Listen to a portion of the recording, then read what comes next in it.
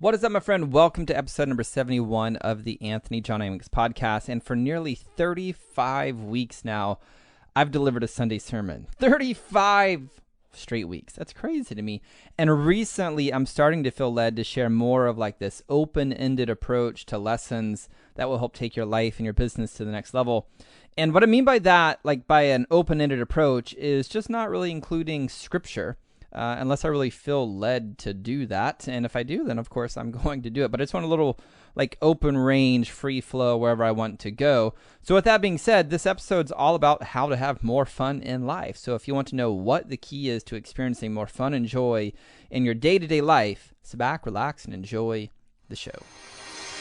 Welcome to the Anthony John Amix podcast, the one and only podcast designed to help you become unstoppable in life and business. My name is Anthony John Amix. My friends call me AJ, and my goal with this podcast is to help you remember who you truly are so you can maintain your center in the chaos, embody your potential, and unlock freedom in your life and business. That being said, let's get into today's show. All right, welcome back. Now, before I hop into the lesson for this week, I want to let you know about my book called Mindset is Not Enough. It's a great read, if I may say so myself. It's all about the ancient secrets to breaking through to the next level of success in your life and in your business. And a lot of people, they try to think their way to the next level. Some try to do their way to the next level. And there's a lot of value in those two approaches. But the problem is after a while, both thinking and doing will only take you so far before you like hit this invisible wall, this invisible ceiling, and then you just kind of start to plateau. And I'm here to tell you the sustainable breakthrough occurs when you actually learn how to activate your body set. Now, few people have been able to put words around this concept, around this experience, and I like to call it core power. And you can learn all about it in my book called Mindset is Not Enough. And you can grab the entire book for free. I'm talking about the entire book by going to ajamix.com. It's absolutely free, entire book. Again, ajamix.com/book to grab Mindset is Not Enough. With that being said, let's get into today's lesson, how to have more fun in life. Just this week, my wife and I have been working with a parenting coach named Tiffany Noonan. She's fantastic. She's really amazing. And she asked me a question. She said, when was the last time you did something that didn't have a purpose? And I started like thinking, when was the last time I did something that didn't have a purpose? And the sad truth is, I couldn't remember. Like maybe I did so when I was a child. I don't know. It's been so long, I can't remember. Like growing up, I loved playing the game of soccer. Like I loved it. I was extremely good at it. But I still did it for a purpose. Like were there moments I did it for the love of the game? Yeah. But at the same time, like I did it because I wanted to win. I wanted to be one of the best. I wanted to play professional. Like I was doing it for a purpose. And then after that season of my life, like I chose not to play anymore because my body was breaking down. I like chose to go into music. And the goal of music was, did I do it for the love of music? Absolutely not. I did it because I wanted record deals. I wanted fame. I wanted to be known. I wanted to prove that I was amazing. And that was my music career. And we achieved a lot of things in that, like record offers, radio play, etc. That came crashing and burning down. And then I moved on to the game of business. And I was like, oh yeah, I play the game of business for the love of the game, which is actually not true. It still has a purpose.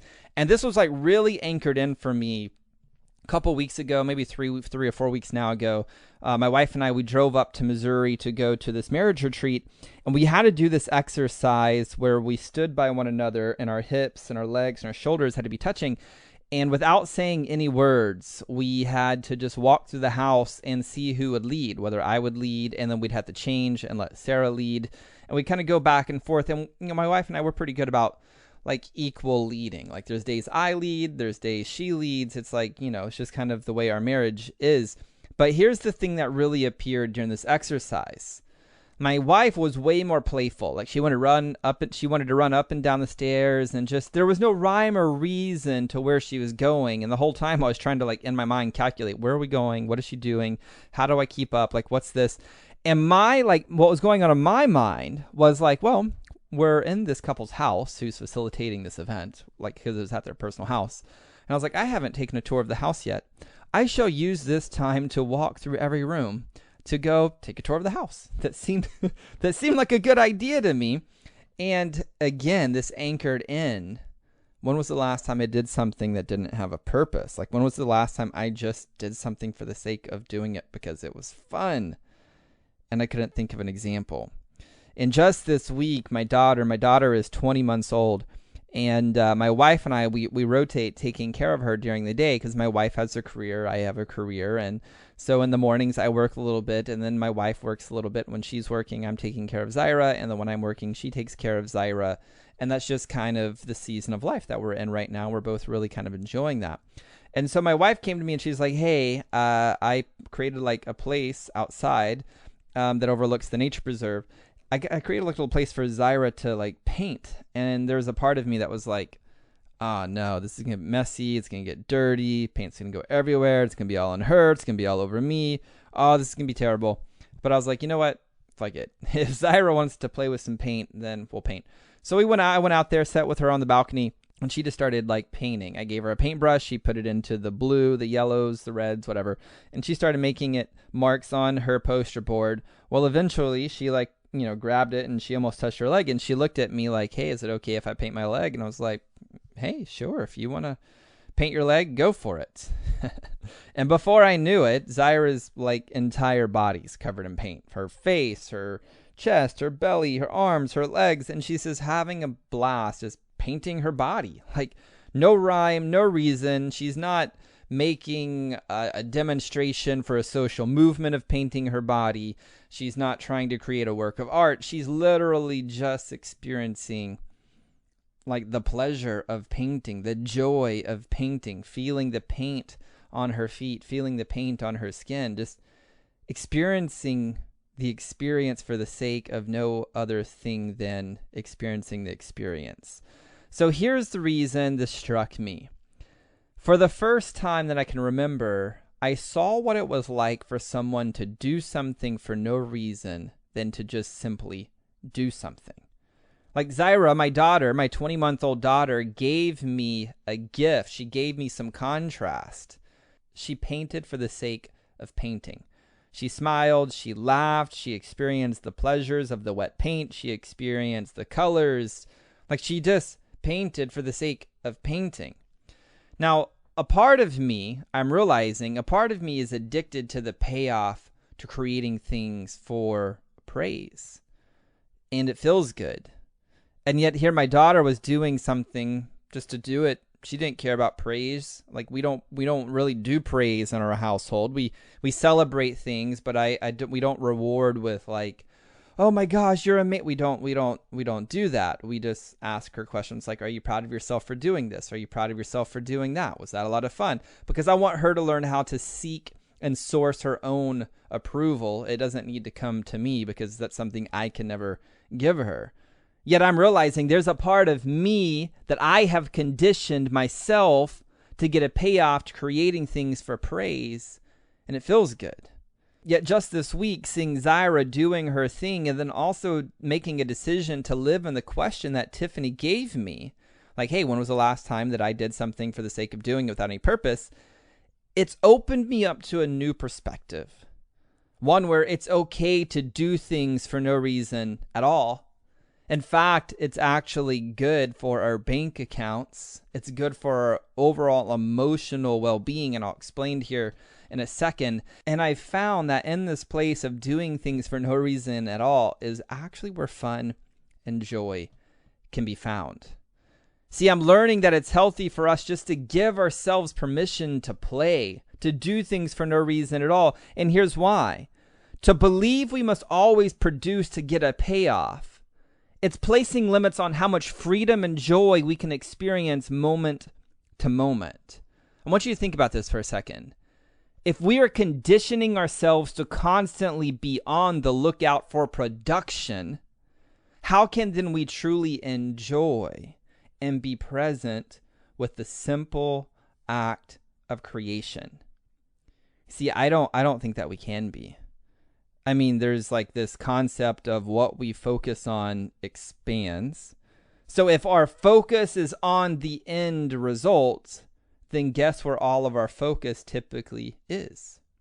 On the end result, not in the simple act of production. See, in Zyra's case, she wasn't attached to some endpoint. Instead, she was just present with the experience. Like I've heard of this perspective when it comes to sex and learning how to receive and enjoy pleasure for no other reason than just simply enjoying pleasure. Yet I've never really thought about this concept overlaid into the realm of everyday living. And it's got me to thinking, what would happen if we conditioned ourselves to do at least one thing a week for no other reason than to experience joy and the full-on freedom of fun and the experience? Let me give you an example. My Boomal, my grandmother, I called her Boomal. She was a high-level ad executive. She worked on campaigns for Bell Helicopters and some of the first credit cards that rolled out. And beyond just being like this crazy, amazing woman in a man's world and being an ad executive in the 70s and 80s, beyond that in her career, she was a brilliant artist. Like when she wasn't working, she would spend time creating an amazing garden on her property. She had lots of beautiful land. And she had beautiful, colorful flowers, beautiful flower beds, many of them. She painted with oils. She made incredible statues out of clay.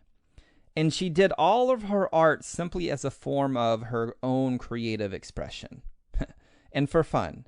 Like there was no other reason. Every single month, she spent thousands and thousands and thousands of dollars on her art and her garden and the water. No rhyme, no reason, just pure creative expression, fun, and joy. Now, some may have said things like, what a waste of money and time. I mean, think about how much she could have sold her artwork for, how much money she could have made, or whatever. And it reminds me of the story about the Mexican fisherman, like maybe you've heard about it, where there was this Mexican who had a boat and he'd go out and he'd fish, and this American businessman came to him and said, well, what are you doing? He's like, well, I'm fishing, and then I'm going to take a nap by the beach. And he's like, whoa, you're fishing here. Have you ever thought about how you could go out and create all these fish and create a factory, and you could sell the tuna and create this whole entire business model? And the Mexican fisherman then looked at the American businessman and said, well, then what would I do? And he goes, well, after you sell the cans of tuna and take the company public and you make all this money, then you could, sit here and fish and nap on the beach. And then Mexican fisherman laughs and's like, well, that's what I'm doing now, is fishing and napping on the beach. And I think this story, it carries like a lot of weight in today's society.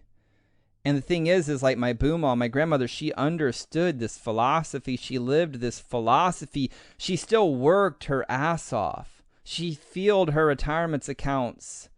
And yet she also played. She had fun and she lived life on her terms.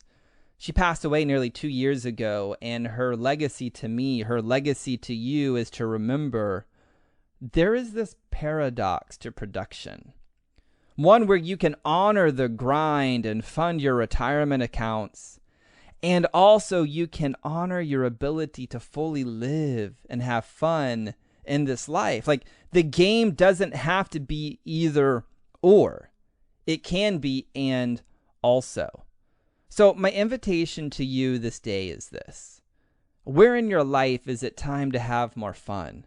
I'm talking about fun for the sake of fun. No rhyme, no reason, just pure fun. And how might by doing so actually increase your capacity to experience more joy in the midst of your daily grind? And more importantly, how might your willingness to step into the practice of full-on joy actually open you up to create more prosperity because you're practicing tapping into full-on abundance rather than scarcity? You see, a lot of people think, oh, well, when I make the money, when I do this, then but that's this bullshit success equation stuff. Like if you really tapped into abundance, you would find a way to do and also. Like if this was your last day of your life, you'd probably find a way to do and also. If this was the last week, the last month, the last year of your life, you'd probably find a way to do and also.